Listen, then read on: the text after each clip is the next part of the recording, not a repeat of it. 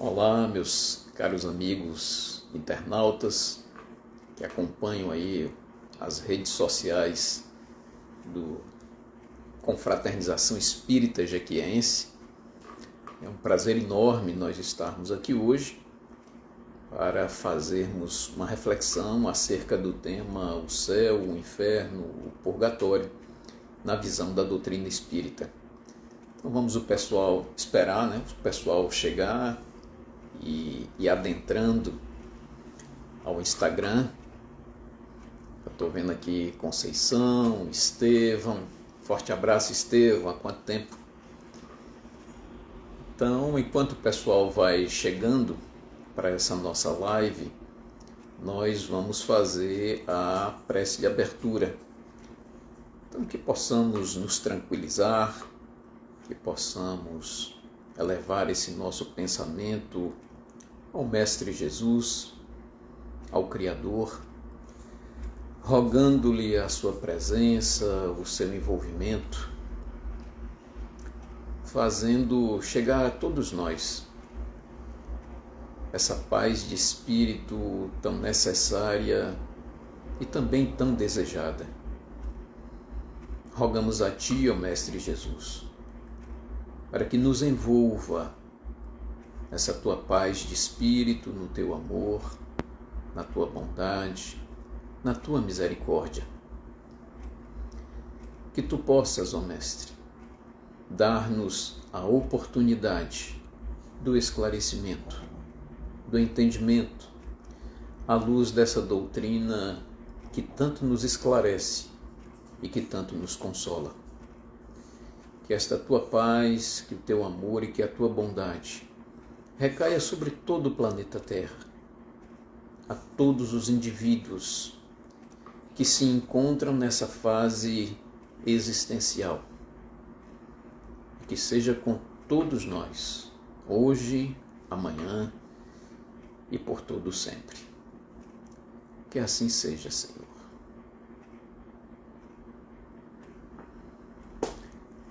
Bom, então nós vamos dar início a esse nosso bate-papo, essa nossa reflexão acerca do tema o céu, o inferno e o purgatório na visão espírita, ou à luz da doutrina espírita. É muito importante para nós que buscamos esse conhecimento termos esses conceitos, eu diria que bastante definidos, para evitar interpretações as mais diversas. Quando nós falamos nesse tema, ou nessa temática, o céu, o inferno e o purgatório, obviamente nós estamos nos referindo a um dos livros da codificação, que é o livro O Céu e o Inferno. Ou seja, de antemão, nós já estamos recomendando a leitura de parte deste livro na sua totalidade, no que diz respeito ao céu, o inferno e ao purgatório. São informações aprofundadas que nós aqui, em função do escasso recurso de tempo, nós não vamos aprofundar como está ali no livro. Eu chamo apenas a atenção, é uma informação que talvez nem todos tenham tido a oportunidade de conhecê-la, mas o Livro dos Espíritos, trazido pelo senhor Allan Kardec, aos 18 de abril de 1857, e é bem verdade, essa foi a sua primeira edição. O Livro dos Espíritos contava ainda com 504 perguntas e respostas, e só em 1860, março de 1860, é que nós tivemos essa edição, que está ali em cima, essa edição ampliada, que conta hoje com 1019 perguntas e respostas. Então, quando o senhor Allan Kardec trouxe a nós esse livro, o Livro dos Espíritos, ele foi dividido em 4 partes. A espiritualidade, já antevendo as nossas necessidades, já estava trabalhando para que o codificador, ou seja, o senhor Allan Kardec, ele não parasse única e exclusivamente ali em O Livro dos Espíritos. E que, obviamente, isso teria um desdobramento de mais aprofundamentos, e vieram posteriormente mais 4 livros da codificação. Porém, há um dado que é bastante interessante, e é o que eu disse aqui anteriormente, talvez nem todos tenham tido a oportunidade de receber essa informação. Isso é propalado por diversos expositores, mas tem sempre alguém que ainda não teve a oportunidade. Haja vista que nós estamos falando aqui para um grupo mais restrito, mas essa palestra, sem dúvida alguma, cai nas redes sociais e muitas pessoas terão a oportunidade de visualizá-las no futuro. Então, o Livro dos Espíritos, na edição que nós temos hoje, este livro foi dividido em 4 partes. Essa primeira parte do livro vai falar das causas primárias, ou algumas pessoas chamam de 4 livros, 4 partes.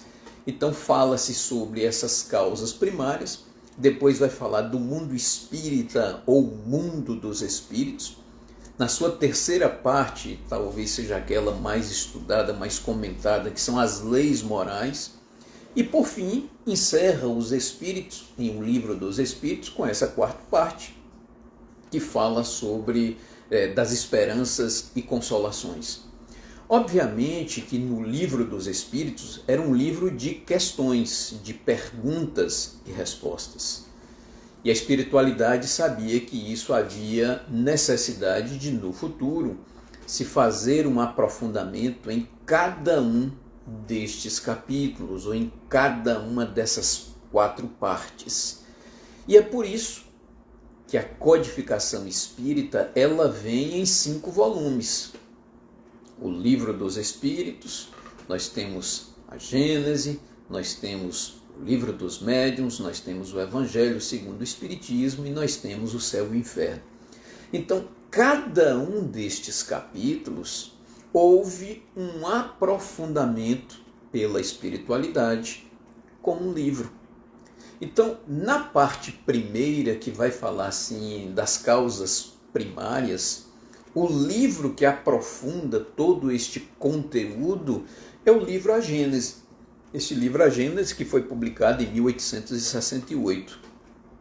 Na segunda parte de O Livro dos Espíritos, que vai falar deste mundo espiritual ou mundo dos espíritos, o aprofundamento disso está em O Livro dos Médiuns. Ali são tratadas todas as questões, todas as abordagens, todas as necessidades de aprofundamento das questões de O Livro dos Espíritos, que vai falar exatamente desse mundo espírita ou mundo dos espíritos. A terceira parte de O Livro dos Espíritos, que é aquela mais, eu diria que mais estudada, mais comentada, são as leis morais. E o desdobramento, o aprofundamento desta parte do livro nada mais é do que o Evangelho segundo o Espiritismo, que vai trazer exatamente essas leis morais.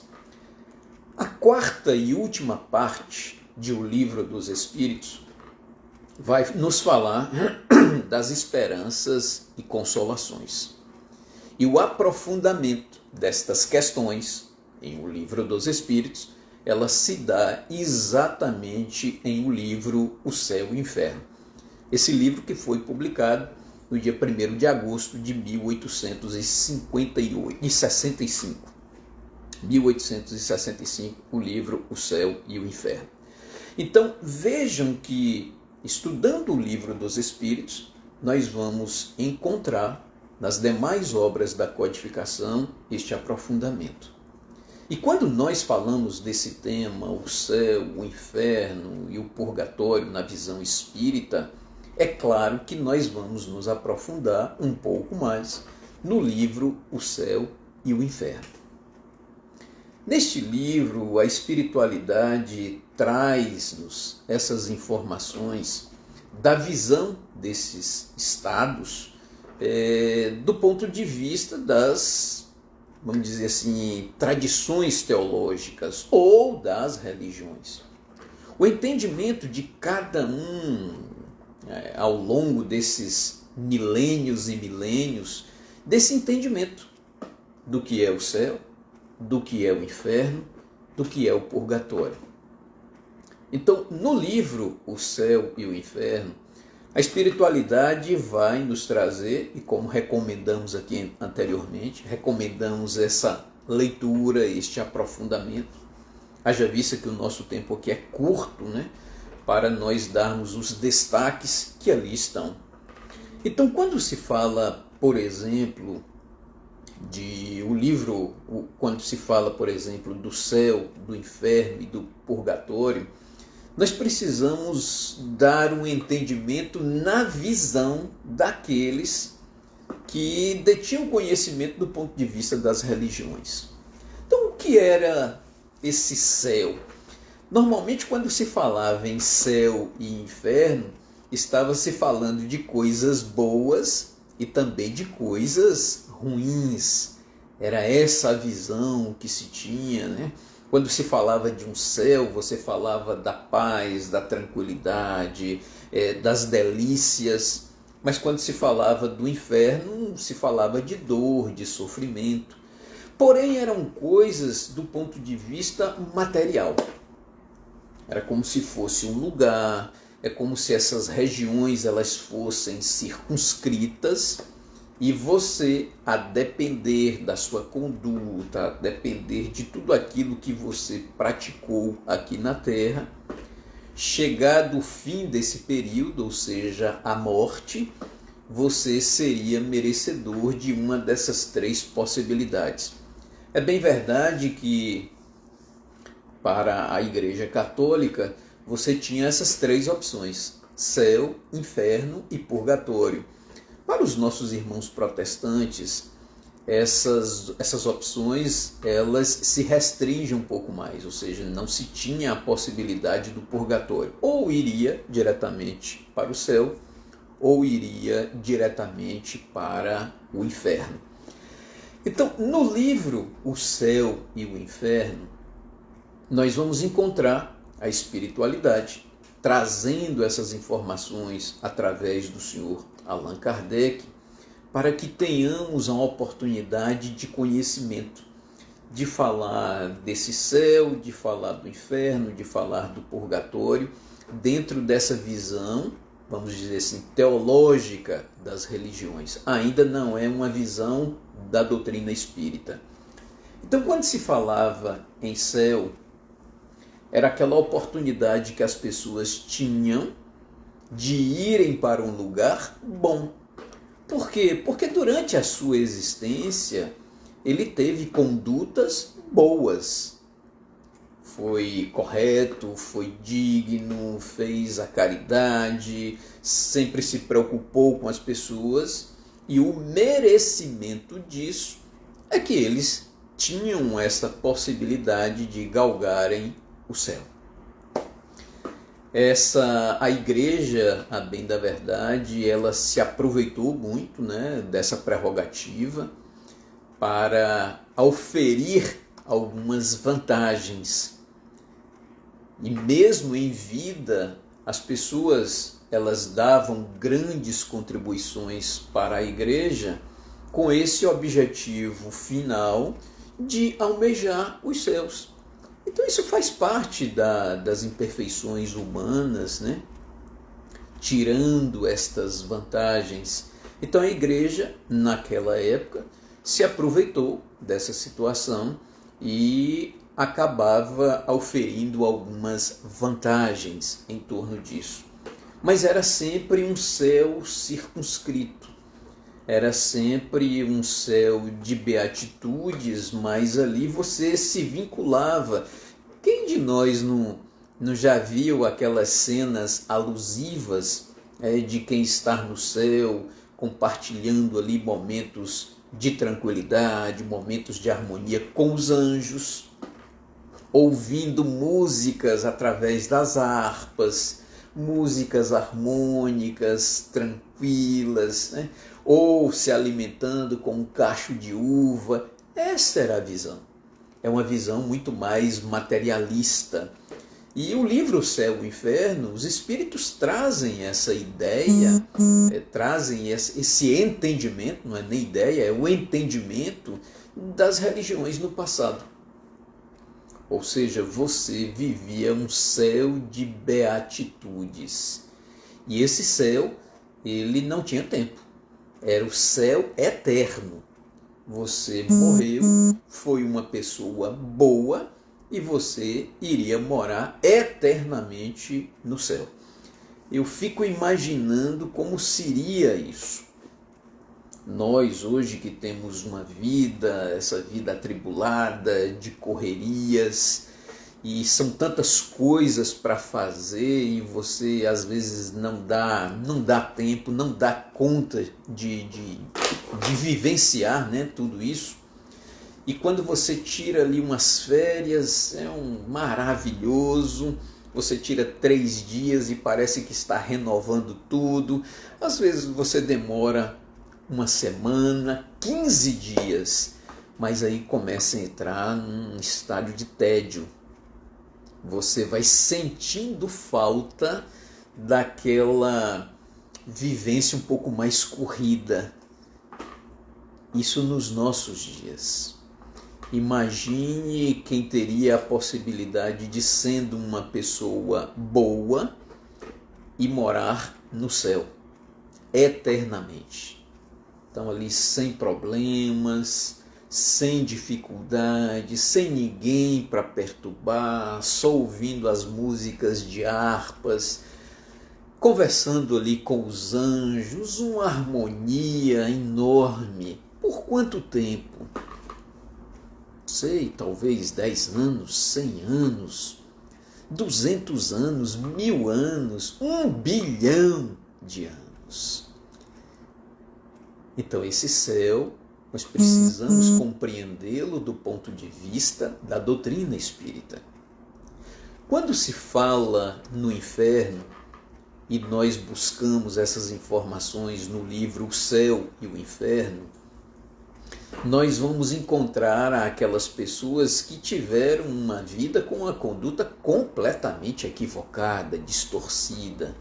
Então, para essas pessoas, no passado, a ideia que se tinha de que essas pessoas não eram merecedoras de um céu eterno, e sim elas eram merecedoras de um inferno. E aquele inferno, vamos dizer assim, circunscrito, um inferno fechado, onde teria ali as maiores dificuldades. Era a ideia do castigo de Deus. As pessoas, elas estavam sendo punidas por aquilo que cometeram, pelos deslizes que cometeram. Então essa era a visão punitiva do inferno. E o inferno, ele sempre foi associado ao fogo, ao calor, a queimar, porque a ideia de inferno, ele está normalmente associado a lugares profundos. E como se imaginava no passado que a Terra era o centro do universo, né? E existia toda essa formação geológica de vulcões, onde dali se emergia o magma, as lavas incandescentes. Então se imaginava sempre que no interior da Terra, como de fato tem, nós temos esse calor, esse magma, este inferno. Então era muito vinculado a essa ideia, esse fogo que abrasava, esse fogo que queimava. Quando eu estava dando uma estudada hoje, eu me apercebi de uma informação que até então não havia passado, né, despercebido, e nós já fizemos estudos de o livro O Céu e o Inferno, mas uma característica. Como nós estamos falando aqui do povo judeu, era um povo que vivia ali na região da Mesopotâmia, e é uma região extremamente quente. Então, falar em castigo é falar em calor, é falar nesse fogo do inferno. Então, por isso que está ligado, né, mais nesse aspecto. Mas lá também, no livro O Céu e o Inferno, quando vai dar explicações dos povos antigos, Aqueles que viviam nas regiões extremas, norte e sul, onde o frio é mais intenso, falar de inferno era mandar alguém para um mármore gelado. E eu nunca tinha notado isso, nunca tinha me apercebido disso. Então, como castigo, ou era passar muito calor, né, queimar no fogo do inferno, ou também para aqueles povos que viviam os extremos polares, o castigo era o mármore gelado, era ficar ali eternamente no frio, com dores. Ainda em o livro O Céu e o Inferno, sem falar ainda do purgatório, nós vamos encontrar falando sobre, quando se fala sobre o inferno, falando sobre o limbo. O limbo era aquele lugar que era como é que se diz a palavra? Designado para as crianças. Porque se essas crianças elas não foram tão boas, mas também não foram más, elas iam para o limbo. Era uma espécie de fase intermediária. E existe também, ou existia pelo menos naquela época, o céu cristão e o céu pagão, que praticamente era a mesma coisa. Essas ideias desses lugares circunscritos eram muito similares, eram muito parecidos. Porém, nesse inferno cristão, o que se colocava com maior evidência era que você ia ser queimado. Os anjos tinham ali tampas, né, que tiravam daqueles caldeirões quentes e visualizavam a sua dor, visualizavam o seu sofrimento. E mais do que isso, Deus visualizava tudo aquilo sem compaixão. Ou seja, não tinha como mudar. Você errou e estava fadado ao fogo do inferno eterno. Não tinha como. E as diferenças do inferno pagão eram mínimas. Eram só as condições extremas destes castigos. Mas eram lugares horrendos, né, para a gente ter esse entendimento. E tinha também o purgatório. Como citei aqui anteriormente, só a Igreja Católica é que tinha essas três possibilidades. A possibilidade do céu, a possibilidade do inferno e a possibilidade do purgatório. Já os nossos irmãos protestantes não dava essa terceira opção, ou você ia diretamente para o céu, ou iria diretamente para o inferno. Mas o purgatório era aquele ponto mediano. Você não foi bom o suficiente para ir para o céu e você também não foi maldoso o suficiente para ir para o inferno. Então você iria para o purgatório. Era uma região onde você teria a possibilidade, através do arrependimento, galgar voos mais altos e se dirigir aos céus. Então esse aí é que era o entendimento do céu, inferno e o purgatório. Claro que nós falamos aqui de uma forma bem mais rápida para nos aprofundarmos nessa visão da doutrina espírita. Então nós recomendamos essa leitura, são bastante páginas, eu diria aí que mais de 35 páginas, a depender da edição do livro, onde você vai encontrar informações as mais diversas. Mas e Jesus? Qual é esse verdadeiro sentido dessas palavras céu, inferno, purgatório? E purgatório ainda tem uma informação que eu achei interessante. O purgatório ele não é citado nos evangelhos. A igreja só adotou a palavra do purgatório, ou esse estado, né, circunscrito, em 593. Então, até então, não se tinha essa possibilidade do purgatório, que é até coerente, né? Você pode se arrepender e dali ir para lugares mais elevados. Mas e na visão de Jesus? Esse Espírito puro que veio à Terra há pouco mais de 2000 anos para trazer-nos esse entendimento de uma realidade que transcende a matéria, que transcende ao corpo físico. Jesus, quando ele aqui esteve, ele veio trazer-nos ensinamentos. Veio, por exemplo, nos trazer a informação de que o reino dos céus, não era deste mundo. Jesus veio trazer-nos a informação de que, a bem da verdade, todos nós somos espíritos imortais. Ou seja, cessando a vida corpórea, nós daremos continuidade com a vida.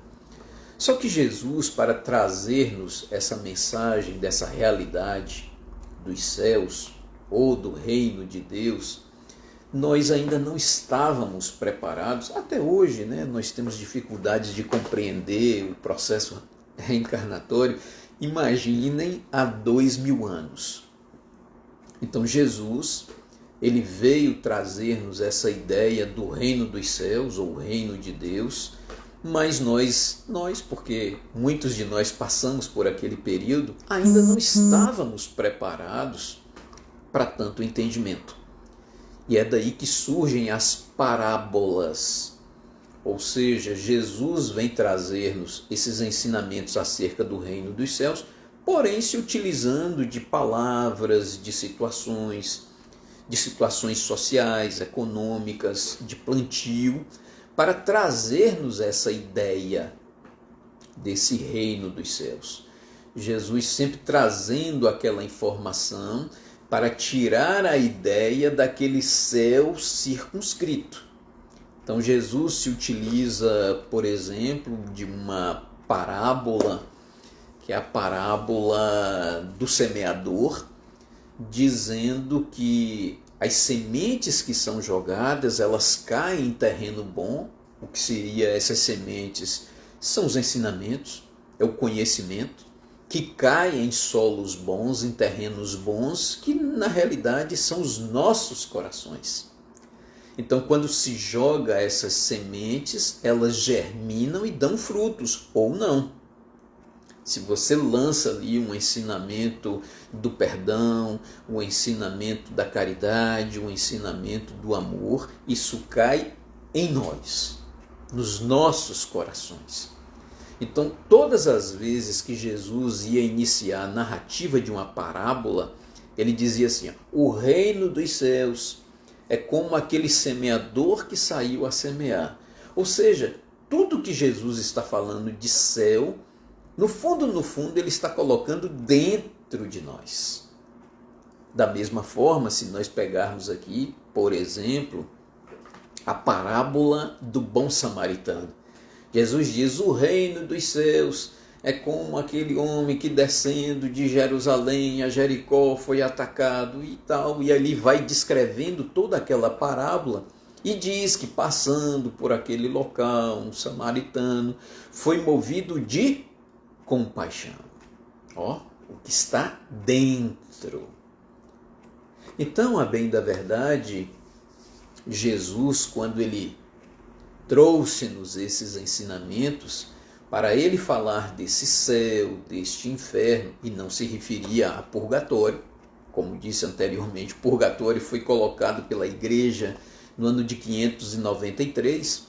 Então Jesus, nós vamos encontrar uma narrativa, por exemplo, no Evangelho de Lucas, capítulo 17, versículo 21, onde ele diz assim: o reino dos céus não tem aparência externa. O reino dos céus está dentro de vós. Ele afirma isso. Também vamos encontrar no Evangelho de João, lá no seu capítulo 4, uma narrativa onde Jesus, passando pela Samaria, ele encontra aquela mulher samaritana que estava ali no poço de Jacó, pegando uma quantidade de água, e Jesus se aproxima dela e ela toma um espanto. E ela diz: mas o Senhor, que é um judeu, vindo falar com uma samaritana, porque eram inimigos, né? Inimigos naturais. E Jesus começa a dialogar com aquela mulher e pergunta se ela poderia lhe dar daquela água. E aí, aquela mulher, ela pergunta a Jesus como ele se arvorava a conversar com ela. E aí Jesus disse que se ela quisesse beber da água da vida, ela jamais iria ter sede. E aquela mulher indaga, mas como tu vais pegar essa água do poço se nem um vasilhame tu tens? E Jesus disse que a água dele era diferente. E aquela mulher, ela se empolga com aquela informação e pede dessa água da vida. E aí naquele momento, aquela mulher, ela indaga ao Mestre Jesus quem é que tinha razão. Se eram os judeus, se eram os samaritanos, porque os judeus, para adorarem a Deus, eles adoravam no templo. Era um lugar circunscrito, fechado, material, era um local, no templo de Jerusalém. E os samaritanos, eles adoravam a Deus no Monte Garizim, que traduzindo era o Monte dos Gafanhotos, era ali ao tempo, né? Era naquele espaço onde não tinha um templo físico, mas era no tempo, era no monte. E aí Jesus diz a ela, nenhum nem outro. Ou seja, não há espaço físico. E Jesus diz àquela samaritana que para se adorar a Deus, dia iria chegar de se adorar em espírito e em verdade. Ou seja, essa ideia nossa de um céu circunscrito, de um ambiente, não tem razão para isso. Se nós olharmos hoje a ciência acadêmica, a ciência astrofísica, tem colocado o grande tamanho do universo. Para nós termos uma ideia, nós estamos ali num sistema solar nosso, minúsculo, que está na periferia da Via Láctea, que é a nossa galáxia. E que existe bilhões e bilhões de galáxias. Onde estaria esse céu circunscrito? Então é daí que vem o senhor Allan Kardec e traz uma visão completamente diferente. Se as nossas reflexões elas estão voltadas para o entendimento do céu, do inferno, do purgatório, à luz da visão da doutrina espírita, aí é completamente diferente. E aí nós precisamos entender o que significa de fato o céu. O que significa de fato o inferno. Vamos aqui eliminar esse purgatório nesse sentido, né? Dessa palavra que fecha muito. O que a doutrina espírita tem proporcionado a todos nós? Eu fico imaginando que esse grupo que aqui está, de 20 pessoas hoje, são pessoas que já têm o mínimo do conhecimento à luz da doutrina espírita. Mas como disse anteriormente, nós não temos ideia de onde essa nossa mensagem ela vai chegar. Terminando aqui, ela estará disponível nas redes sociais. E quantas pessoas que não têm a oportunidade do conhecimento à luz da doutrina espírita terão acesso a esse tipo de informação, que vão mudar completamente a visão de entendimento, ou criarão dificuldades para este entendimento à luz da doutrina espírita. Então, o que a doutrina espírita tem proporcionado a todos nós para o entendimento desse aspecto?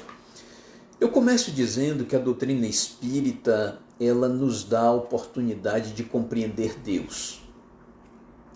Não Deus, aquele Deus antropomórfico, um Deus na fisionomia humana, um Deus retratado, por exemplo, no Antigo Testamento, nos dizendo que Moisés ficou face a face com Deus. Face a face, imagina-se Deus na fisionomia humana. Aí não dá para entender dessa forma. Se nós buscarmos ou recorrermos ao Livro dos Espíritos, a questão número 1, o senhor Allan Kardec, ele pergunta aos imortais o que é Deus, não pergunta quem. Quem dá ideia de semelhança, de proximidade. Quem é Kleber, quem é Vanusa, quem é João, quem é Maria. E Kardec não pergunta assim. Kardec pergunta o que é. O que é Deus? E os espíritos respondem que Deus é a inteligência suprema. Inteligência. Inteligência é algo abstrato. É como todos nós que temos uma relação de amor, quer seja entre pais, filhos, amigos, cônjuges. E eu pergunto assim, qual a cor do amor? Qual o peso do amor? Será que nós amassamos o amor? Não, porque o amor é um sentimento. E Deus, que é essa inteligência, então Deus não se toca, Deus se sente. Então a doutrina espírita vem nos trazer essa ideia de uma divindade que é uma inteligência, que está no corpo físico, somos nós, espíritos ainda imperfeitos, num processo de crescimento. Nós somos espíritos. E que momentaneamente estamos em um corpo físico denso, pesado, e que nós vamos nos acostumando ao passar do tempo. Então achamos que a nossa essência maior é a corpórea, é a física. E isso impregna tanto em nós, que eu costumo dizer nas nossas falas que nós, hoje, por falta de conhecimento, estamos fazendo de Deus a nossa imagem e semelhança. Isso é um equívoco tremendo. Nós estamos fazendo de Deus a nossa imagem e semelhança.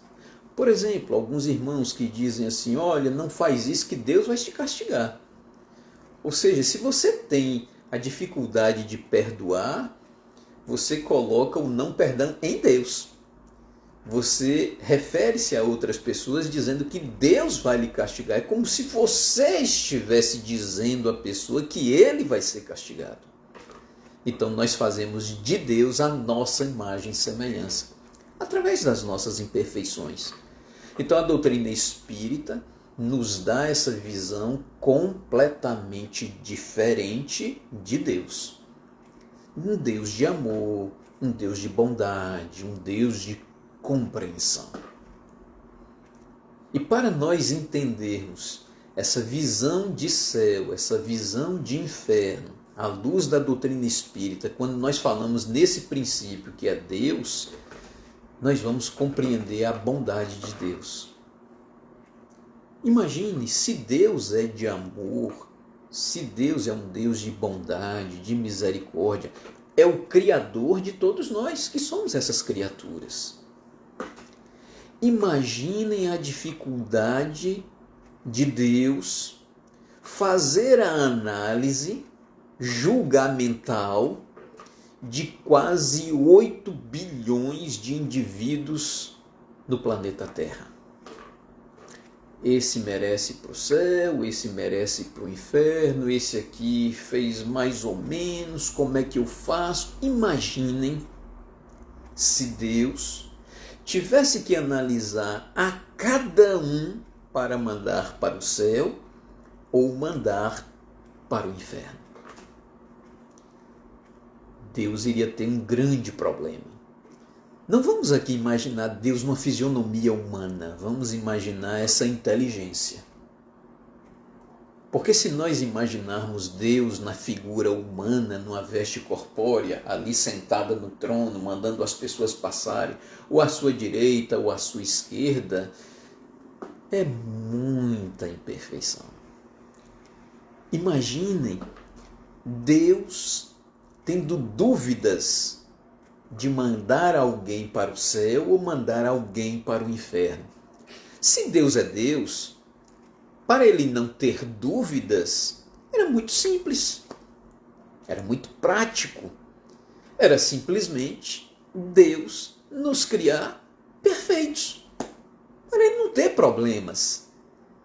Mas Deus nos criou simples e ignorantes, para nós, através do nosso esforço e merecimento, galgarmos essa proximidade com Deus. Então imagine, Deus, para não ter problemas, nos criaria perfeitos. Mas se Deus não nos criou perfeitos, criou-nos perfectíveis, no sentido de que um dia nós estaremos galgando na direção da perfeição. Então seria muito mais salutar, muito mais compreensivo. Deus não teria dúvidas, porque já nos criaria perfeitos.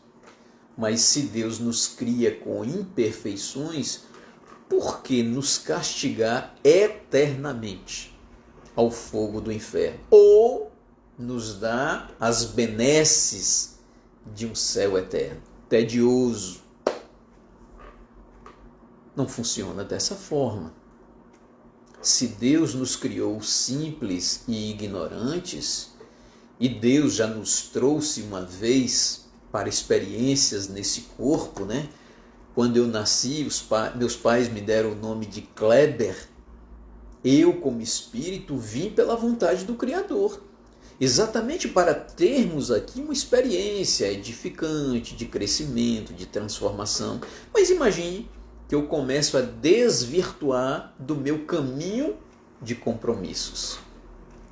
E um belo dia eu retorno ao mundo espiritual. E diante do Criador, eu vou ver o quanto eu errei.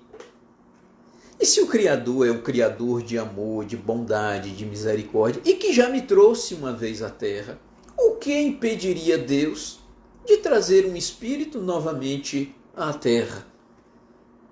Era muito mais justo, muito mais racional. As pessoas podem até dizer, eu não acredito nisso. Tudo bem. O fato de alguém não acreditar não invalida a possibilidade. Se Deus já me trouxe uma vez neste corpo físico, e sendo eu um espírito imortal, o que impede Deus de me trazer novamente? Nada. Não teria a necessidade de um céu eterno ou um inferno eterno. A doutrina espírita ainda nos traz um outro princípio, que é a existência do espírito.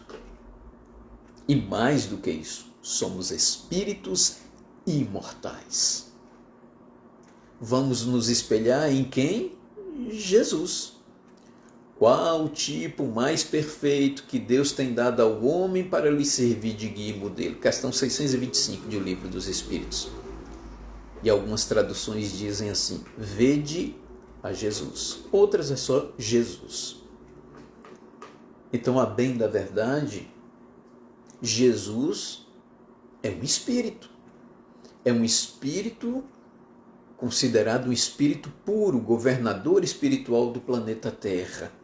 E quem de nós não acredita em Jesus? Acreditamos.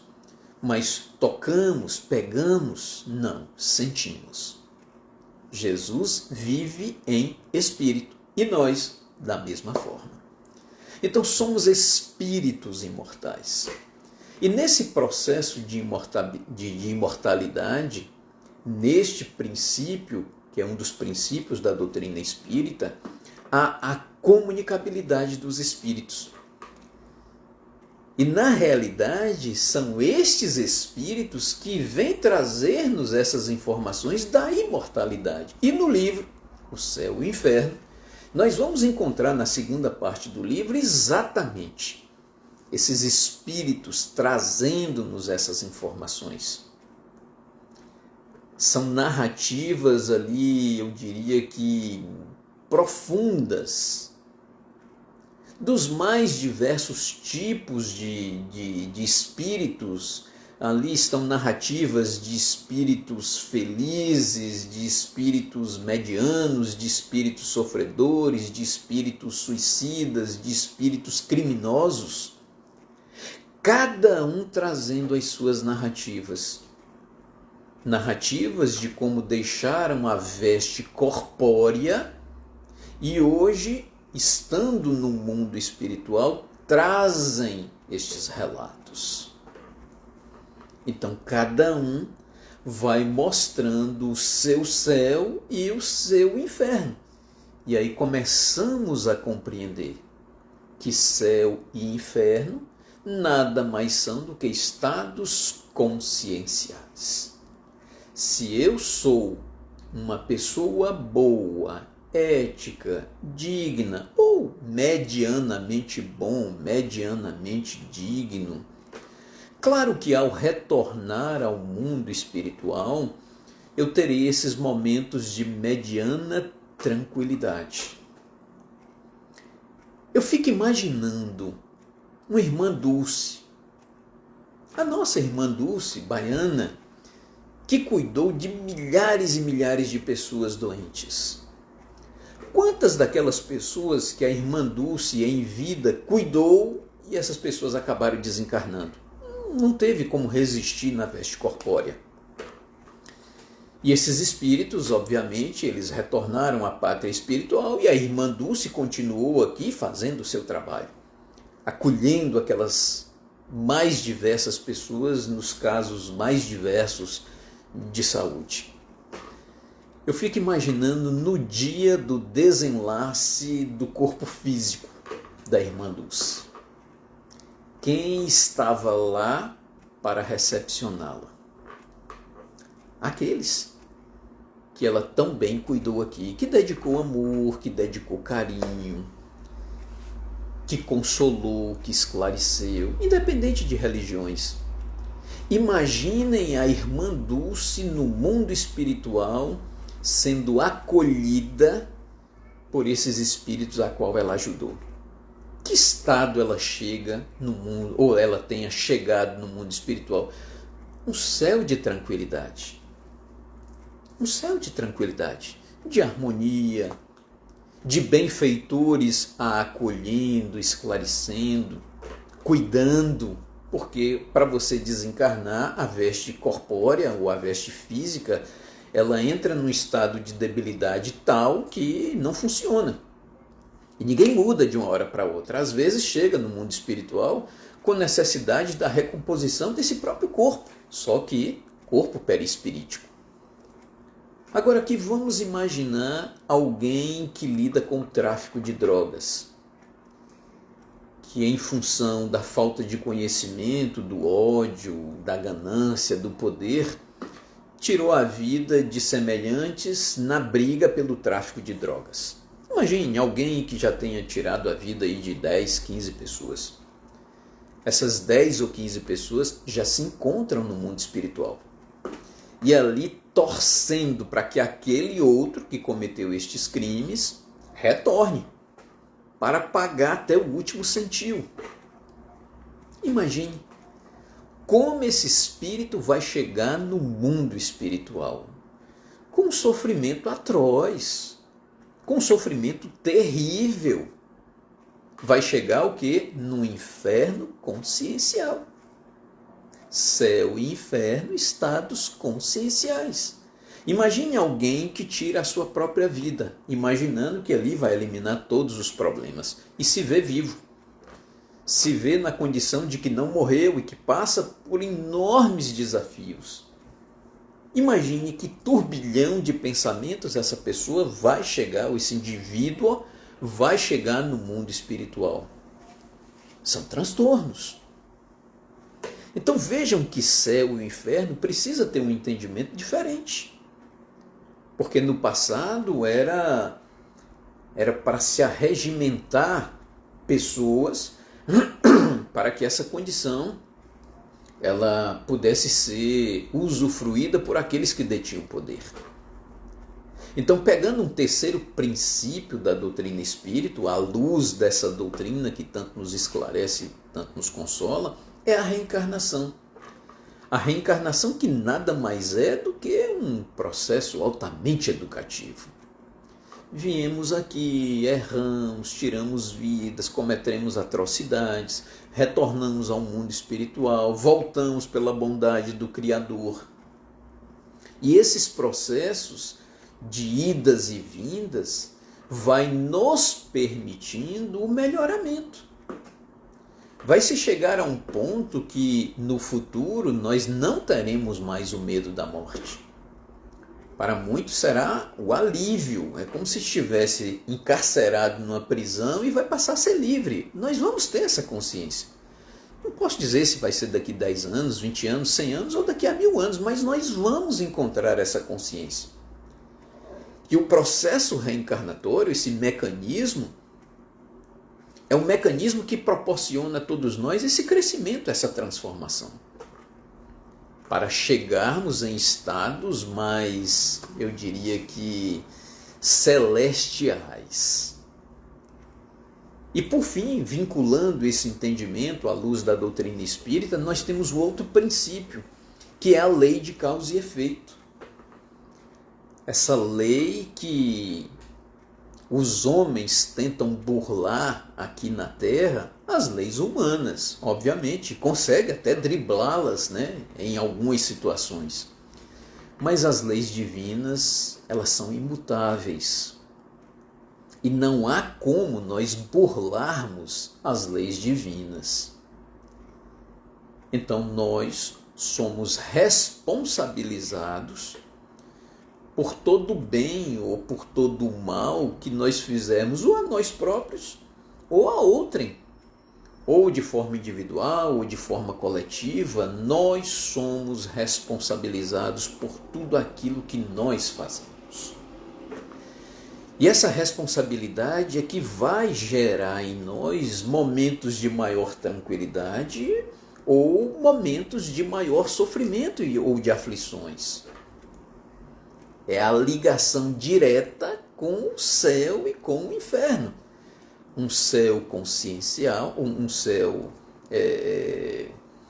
não circunscrito, mas de consciência, e o inferno também consciencial. Então, à medida que nós estivermos evoluindo, as nossas dificuldades, os nossos sofrimentos, eles vão sendo minimizados. E à medida que isso vai sendo minimizado, os nossos retornos são de maior tranquilidade. Então, as pessoas que não compreendem esse processo, quantas hoje elas se revoltam contra Deus? Diante do assassinato de um filho, diante de atrocidades, de sofrimentos, já aqueles que conhecem o processo reencarnatório, já conhecem o processo de que Deus é essa inteligência maior, que nos dá sempre oportunidades e não castigos, nós compreendemos o sofrimento de uma forma diferente. Não é que ninguém não sinta dor. Sente. E profunda. Saudade por essa ruptura, né, de corpos, de convivência. Dói. Mas a gente compreende que a vida continua. Isso minimiza o sofrimento. Então a lei de causa e efeito, ela reflete diretamente nesses dois estados. Céu e inferno. Então, à luz da doutrina espírita, não existe aquele céu eterno nem inferno eterno, onde você sofre. Imaginem Deus ouvindo alguém clamando: pelo amor de Deus, me tire daqui. E é um fogo que queima, mas não consome. Queima, mas não mata. Imagine o Criador ouvindo milênios e milênios alguém clamando o seu socorro e ele não poder fazer nada. Seria uma dor extrema para um Criador. E a doutrina espírita coloca com toda a tranquilidade, com toda a franqueza, essa nossa realidade. A realidade de que somos espíritos imortais, que céu e inferno são apenas estados conscienciais. Teremos um céu de beatitudes, de tranquilidade, de harmonia, se formos harmônicos, se formos bons, se formos pacientes, se formos tolerantes. E teremos um inferno consciencial a partir do momento das nossas atitudes, das nossas escolhas, que muitas das vezes são equivocadas. Como foi nos solicitado para que encerrássemos com uma prece, eu gostaria de fazer uma prece de encerramento, mas com um poema, dizendo-lhes assim: ouvi dizer que o céu existe. Fiquei curioso para ver. Como não o vi, desisti e a minha vida melhorou. Mas novamente me disseram: venha ver, o céu existe, ele está tão perto de você. Mas eu não acreditei, na cama fiquei, no hospital parei e eu adoeci. Num sonho, alguém levou-me no alto de uma montanha. Mostrou-me a natureza, as flores e o mar. E disse-me: olhe para dentro de si, pois é aí que o céu está. Então, tomado de uma imensa alegria que até então não conhecia, eu o senti. O céu sempre esteve aqui, simplesmente eu é que não o percebi. O céu está dentro de nós. Muita paz e até outra oportunidade. E um abraço aos amigos e irmãos do Confraternização Jequierense. Paz e luz.